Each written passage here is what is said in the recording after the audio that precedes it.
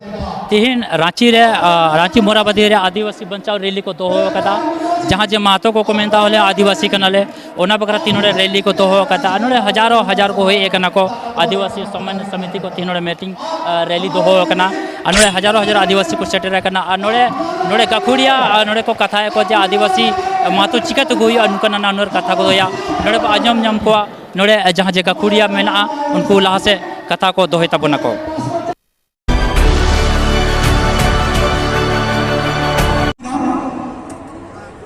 विराम ना हो लेकिन नशा निरंतर हो। जिस दिन मेरा समाज में नशा निरंतर हो जाएगा अपने आप मेरा सारा चीज कोई नजर उठा के नहीं देखेगा। धन्यवाद। सब जोहार। जय झारखंड। वीर बुजुर्ग भारत अमर रहे। कार्तिक बाबा अमर रहे। जय आदिवासी। तो हम एक है। धन्यवाद। देखिए, आदिवासी बहुल राज्य तो बना, हमारे एक बार आदिवासी समाज में बहुत आशाएं जगी थी कि हमारा जो है संरक्षण होगा, हमारा विकास हमारे हिसाब से होगा, हमारी जो ऐतिहासिक जो हमारी पारंपरिक जो व्यवस्थाओं के जो हमारी जो ज़मीन जो हम लोग सीधा उससे नाता देखते हैं उसकी सुरक्षा होगी। मगर हम देख रहे हैं कि झारखंड बनने के बाद और तेज़ी से हम आदिवासी समाज का जो हाशिर होते चला जा रहा है, हमारी ज़मीनें लूटी जा रही हैं। ऐसे प्रोजेक्ट प्लान्स के लिए लोग बाहरी लोग आके यहाँ पर जो है हमारी ज़मीनों पे झंडा गाड़ रहे हैं और न प्रशासनिक तौर पे तो वहाँ पर मिली भगत से ही सारा कुछ हो रहा है, यहाँ सरकार तक भी वो बात पहुँचाने से उस पर वो आँख मूंद लेते हैं। तो आखिर आदिवासी अपने आप को और अपने समाज को और अपनी ज़मीनों को लुटता हुआ कब तक देखेगा। आज तो ये है कि झारखंड जो है अभी हाल में ही जो G20 का आपका हुआ आयोजन, उसमें विदेश से आए हुए जितने प्रतिनिधि ने भी ये बात कहा कि देश का 40% का जो खनिज पदार्थ झारखंड में ही पाया जाता है। और ये हकीकत उनको शायद पता नहीं है कि झारखंड गरीबी के पायदान पे या फिर पिछड़ेपन में कौन से पायदान पे, इतना कुछ होने के बावजूद क्योंकि इस राज्य में खनिज जो नीति नहीं बनी, उसका सही जो राजस्व का जो है प्राप्ति जो है सरकारी खजाने में नहीं हुआ, नहीं तो इतने खनिज पदार्थों के बदौलत तो ये राज्य 22 वर्षों में आत्मनिर्भर हो चुका होता। और इस तरह से हमारे उसी को कायम करने के लिए समता जजमेंट जो है उसको आज तक लागू नहीं किया गया। पेशा कानून का प्रारूप भी अभी तक अधूरा पड़ा है, उसको भी लागू नहीं किया गया। तो इस तरह से जो हमारी स्वशासी व्यवस्थाओं को लागू ना करके यहाँ पर म्युनिसिपल जो है नगर निगम के चुनाव होते हैं और बाहरी लोग आके यहाँ पर बैठते हैं। आदिवासी की जो अपनी ऐतिहासिक रूप से जो अपनी सारी ज़मीन रही है, जो उसका सांस्कृतिक ज़मीन रही है और राजनीतिक ज़मीन में लगातार बाहरियों का कब्जा हो रहा है। झारखंड बनने से पहले कुर्मी समुदाय का कभी ये दावा नहीं रहा कि वो आदिवासी रहे, वो अति पिछड़ा वर्ग में रहे थे और उनका अपने ऐतिहासिक जो अपना जो सब कुछ जो उनकी पृष्ठभूमि भी हमेशा से हमारे से अलग रही। मगर जब से झारखंड 5वीं अनुसूची का एक आदिवासी राज्य बना तो उनको लगा कि वो आदिवासी जिनको हम अपने से पिछड़ा समझते थे, नीचे समझते थे, हे दृष्टि से देखते थे, छुआछूत करते थे, अत्याचार करते थे, अभी राजनीतिक रूप से हमारे से आगे बढ़ जाएंगे क्योंकि ये स्पष्ट हो चुका था कि एक आदिवासी समुदाय का ही व्यक्ति मुख्यमंत्री की सीट पे बैठ सकता है। इस बात को समझते हुए आदिवासी कुर्मी समाज ने तुरंत ही अपना पासा पलटा। जो 1996 में तो वो पेशा प्रारूप का तो वो विरोध कर रहे थे, पेशा कानून का, कि अनुसूचित क्षेत्रों में आदिवासियों को व्यवस्था में प्राथमिकता मिलेगी। वो सांसदों ने, कुर्मी सांसदों ने इसका, शैलेंद्र महतो और रामटहल चौधरी ने इसका विरोध करते हुए सुप्रीम कोर्ट तक चले गए। तो फिर उस समय क्या वो आदिवासी नहीं थे क्या?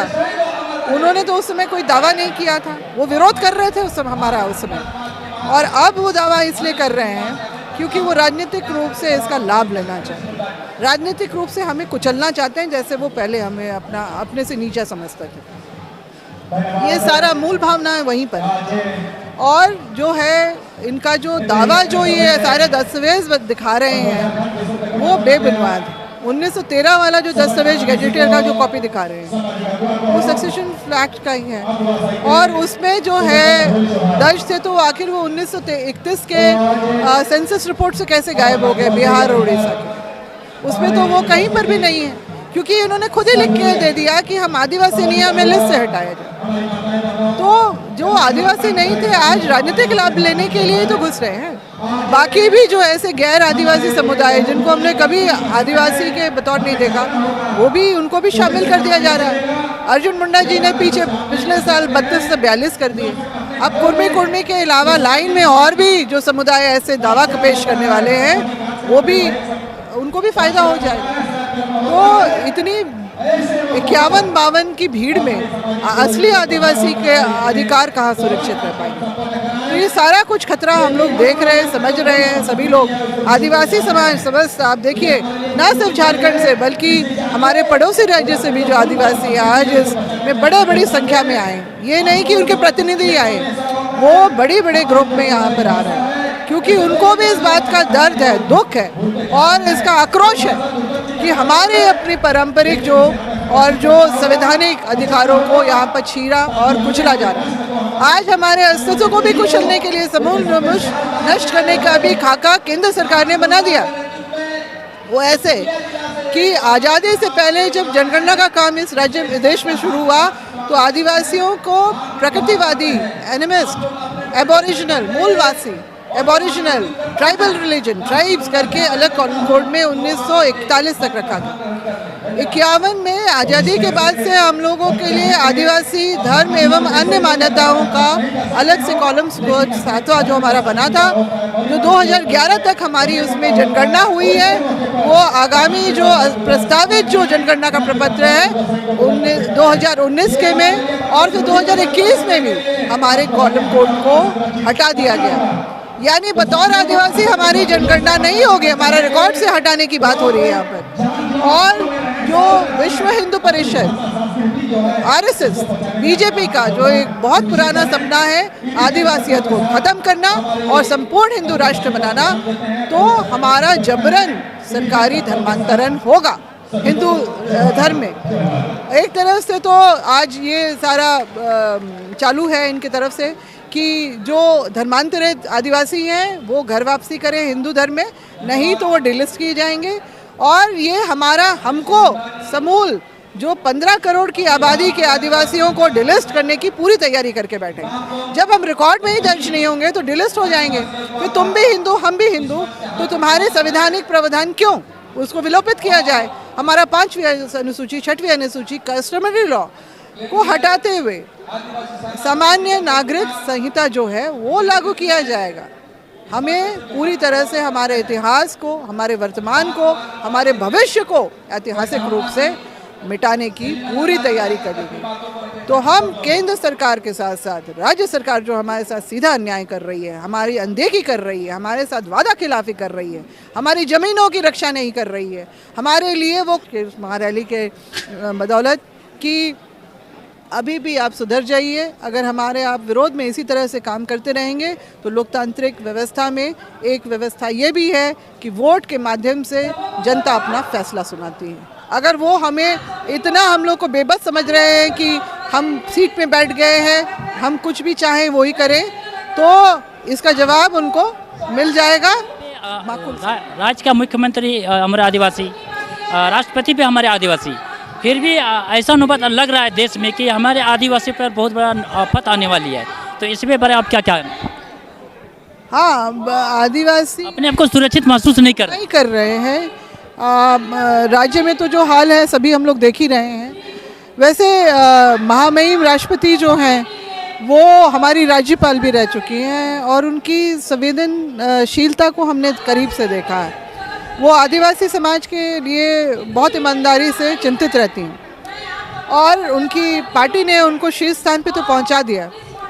हम लोग उनसे उम्मीद करते हैं, अभी भी आशावान हैं कि वो अपने समाज के साथ किसी भी तरह का अन्याय नहीं होने देगी और पार्टी से उठ के वो कुछ ऐसे फैसले हमारे हक में ज़रूर लाएंगे कि हमारा विश्वास जो है लोकतांत्रिक व्यवस्था में और उनकी जो स्थान पे बना रहे, उनके पद जो उनको मिला है क्योंकि जब 2020 में हम लोग उनसे बतौर राज्यपाल जब आदिवासी धर्म कोड कॉलम की बात को लेके गए थे तो उन्होंने बिल्कुल स्पष्ट रूप से ये बात कहा था, बिल्कुल सही है, क्योंकि अलग जो है जो बोलते संथाल में ही, संथालियों में ही कुछ लोग सरना बोलते हैं, कुछ सारी धर्म बोलते हैं, कुछ विदिन धर्म बोलते हैं, तो अलग अलग कॉलम कोड तो नहीं मिल सकता है, एक ही तो पूरे देश के लिए, देश के आदिवासियों के लिए उसी तरह से एक कॉलम कोड मिलेगा जैसे देश भर के हिंदू, मुस्लिम, सिख, ईसाई, बौद्ध, जैन को सबको मिला है, सिख ईसाइयों को भी मिला है, अलग अलग पंथ, ज़्यादा पंथ होने के बाद भी। तो इसी तरह से जो है उन्होंने ये बातें कही और सौभाग्य से पिछले साल मुझे उनसे भी बतौर राष्ट्रपति मिलने का मौका मिला था, तो उन्होंने बड़ी मतलब ध्यान से हमारी बातों को सुना था, आश्वासन भी दिया था। हम लोग उम्मीद करते हैं, अभी भी आशावान हैं कि उनकी पार्टी जो है, पार्टी लाइन बाधा ना बने और वो जिस चीज़ के लिए अगर वो भाजपा इस बात को अगर साबित करना चाहती है तो उनको महामहिम को हमारे अपने समाज के लिए फैसले लेने के लिए ना रोके, बल्कि उनको इसमें आगे बढ़ के साहसिक निर्णय अपने समाज को बचाने के लिए करना चाहिए, जो हम उनसे उम्मीद करते हैं। जैसे हमारा कॉलम कोड हट गया है तो हमारी पहचान मिट जाएगी, तो उनका पद भी तो सुरक्षित नहीं रहेगा। जब समाज ही सुरक्षित नहीं रहेगा तो यहाँ पर तो आपका पार्षद का भी सीट सुरक्षित नहीं रहेगा। और इसी तरह की बातें जो हैं हम लोगों को सबको यहाँ पर एकजुट कर रही हैं और दूर दूर से लोग आ रहे हैं सभी स्वेच्छा से अपनी व्यवस्था में। ये आप ज़रूर देखिएगा कि आज की इस रैली में किसी भी भाग से लोगों को ढोके नहीं लाया गया है, सबकी स्वेच्छा से इस लड़ाई का, इस महारैली का, इस आक्रोश रैली का हिस्सा बनने के लिए स्वतः खुद यहाँ पर आए। ठीक है, और कुछ पूछना चाहते हैं? मैडम, आप सरकार में रहे हैं और सरकार की क्रियाकलाप को अच्छी तरह जानते हैं, फिर हम आदिवासी कहाँ पिछड़ रहे हैं? देखिए, यहाँ पर अब आदिवासी जितनी भी सरकारें बन रही हैं, अब सदान वर्ग तो है ही, मगर सदान वर्ग से भी ज़्यादा बाहरी लोग यहाँ पर सिस्टम में, व्यवस्था में बहुत ज़्यादा काबिज हैं और कहीं ना कहीं वहाँ से उनका जो सारा जो है हैंडलिंग होता है। और इसीलिए झारखंड के लोग, चाहे वो सदान वर्ग के हों या आदिवासी हों, आदिवासी तो वैसे बहुत ही सीधा साधा भोला भाला एक समाज है, तो इसके साथ बहुत ज़्यादा अन्याय हो रहा है। हमारे लोग लगातार पलायन करने के लिए मजबूर हो रहे हैं, क्योंकि कई सारे ऐसे प्रोजेक्ट प्लान जो हमारी अपनी पारंपरिक रूप से जो हमारा व्यवस्था में जो CNT एक्ट, SPT एक्ट क्यों बना, हमारी ज़मीनों को बचाने के लिए, विल्किंसन क्यों बना, इसीलिए। तो हमारी जो भावनाएं सीधा अपने ज़मीन से, हमारे अपने सांस्कृतिक रूप से जुड़ी हुई है। तो जब हमारे ये ऐसे विकास के नाम पे ऐसी जो योजनाएं आएंगी यहाँ पर, जिसमें खुली छूट सरकार के द्वारा भी दी जाएगी कि आदिवासी ज़मीन पे हमला करो, उसकी जो सामाजिक पारंपरिक व्यवस्था की ज़मीन पे हमला करो, रैयती ज़मीन पे हमला करो, ये बिल्कुल लगातार हो रहा है, एकदम दिन दहाड़े हो रहा है और इसमें हमारे अपने लोगों को इस्तेमाल किया जा रहा है, जो भी बहुत बड़ी गलती कर रहे हैं। मगर कहीं ना कहीं अगर सरकार इसमें अगर कड़ाई करेगी तो हर लोग चेतेंगे, मगर ये नहीं हो रहा। तो जब ज़मीन ही नहीं बचेगी, आदिवासी का पहचान ही नहीं बचेगा, तो फिर ऐसी सरकारों से हमको क्या उम्मीद है? तो ये आक्रोश है और हम लोग समय सब सरकारों को हम लोग चेताना चाहते हैं कि अगर हमारे साथ हमारे अधिकारों की अनदेखी हुई, हमारे साथ अन्याय हुआ, आने वाले वक्त में उनको इसका परिणाम भुगतने पड़ेंगे। ये हम संदेश देना चाहते हैं यहाँ पर से। ठीक है मैडम, आने वाला कल में आदिवासी बचाओ रैली राजनीतिक रूप लेगी क्या? हाँ, आदिवासी बचाओ रैली आने वाला कल में राजनीतिक रूप लेगी क्या? हाँ बिल्कुल, राजनीतिक रूप तो क्या, अभी तो सामाजिक ही आंदोलन है ये, और लोकतांत्रिक व्यवस्था में तो राजनीति एक माध्यम है, तो वो तो कहीं ना कहीं है, बात की बात है, मगर अभी ये विशुद्ध रूप से सामाजिक है।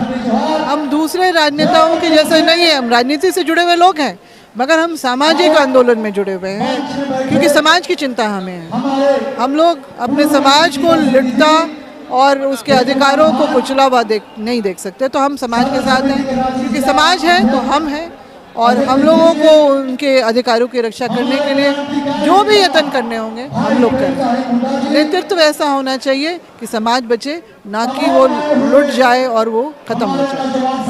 बहुत बहुत धन्यवाद।